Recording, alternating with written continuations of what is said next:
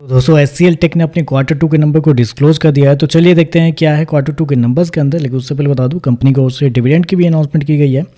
जो normal dividend company हमेशा देता है वही दे रही है। 12 रुपये के हिसाब से कंपनी आपको डिविडेंड देने जा रही है। रिकॉर्ड डेट कंपनी का 17 अक्टूबर रखा गया है। तो याद रखिए 17 अक्टूबर रिकॉर्ड डेट है कंपनी के 12 रुपये डिविडेंड के लिए। चलिए कंपनी के नंबर देख लेते हैं। डाटाबेस के लिए क्रोज में। तो देखिए पिछले क्वार्टर में कंपनी 30,349 करोड़ का रेवेन्यू जनरेट की थी ऑपरेशन के थ्रू।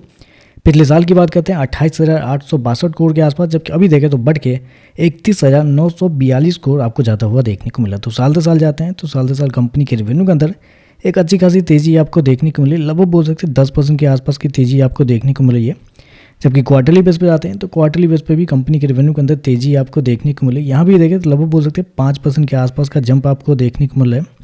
तो कंपनी का रेवेन्यू देखें तो आपको साल दर साल क्वार्टर बढ़ते हुए देखने को मिल रहा है।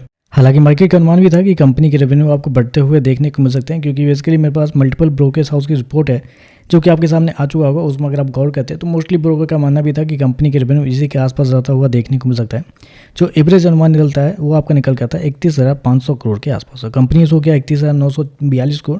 तब कह सकते हैं जितना मार्केट का अनुमान था उसके आसपास या उससे हल्का सा बेहतर आपको देखने को मिल रहा है। चलिए कंपनी के खर्चे क्या निकलते हैं वो देख लेते हैं। तो देखिए पिछले क्वार्टर में कंपनी खर्चे 25,616 करोड़, पिछले साल 23,621 करोड़, अभी देखें तो 26,655 करोड़ आपको जाता हुआ देखने को मिला। तो खर्चे भी देखें तो खर्चे भी कंपनी के ठीक है थोड़े से ज़्यादा आपको देखने को मिले, जो कि मार्केट को लग भी रहा था कि खर्चे थोड़े से ज़्यादा रहेंगे। चलिए कंपनी का प्रॉफिट क्या है पहले वो देखते हैं। तो देखिए पिछले क्वार्टर की बात करते हैं तो पिछले क्वार्टर में कंपनी लगभग बोल सकते हैं आप 3,844 करोड़ के प्रॉफिट में थी। पिछले साल 4,237 करोड़, जबकि अभी देखें तो 4,236 करोड़ आपको जाता हुआ देखने को मिल रहा है। तो साल दर साल जाते हैं तो साल दर साल कंपनी के प्रॉफिट के अंदर कोई चेंजेस आपको देखने को नहीं मिले। फ्लैट है कंपनी का प्रॉफिट साल दर साल। क्वार्टरली बेस पे जाते हैं तो क्वार्टरली बेस पे कंपनी के प्रॉफिट के अंदर तेज़ी आपको देखने को मिले, जो कि मार्केट को लग भी रहा था कि इसी प्रकार के कंपनी का प्रॉफिट आपको देखने को मिल सकता है।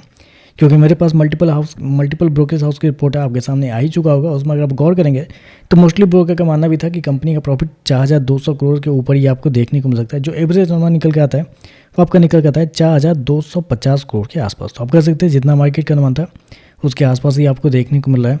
तो आप कह सकते हैं रेवेन्यू प्रॉफिट दोनों लगभग इनलाइन ही आपको देखने को मिल रहा है। चलिए कंपनी के EPS क्या है वो देख लेते हैं, लेकिन उससे पहले कंपनी के मार्जिन की बात कर लेते हैं।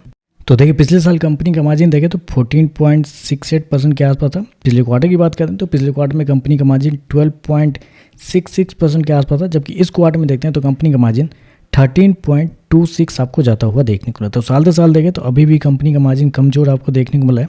क्वार्टरली बेस पे देखते हैं तो थोड़ा सा बढ़ता हुआ देखने को मिल रहा है। EPS की बात करते हैं तो देखिए पिछले क्वार्टर में 14.18 रुपये, पिछले साल 15.62 रुपये, अभी देखें तो 15.63 आपको देखने को मिल रहा है। तो ओवरऑल देखा जाए तो नंबर टोटली इनलाइन आपको देखने को मिले। जितना मार्केट का अनुमान था उतना ही कंपनी की रेवेन्यू प्रॉफिट दोनों आपको देखने को मिल रहा है। तो देखते हैं इस पर मार्केट कैसे रिएक्ट करता है। आज के लिए बस इतना ही। वीडियो पसंद आए तो लाइक कीजिएगा, साथ में साथ चैनल को सब्सक्राइब जरूर कीजिएगा। धन्यवाद।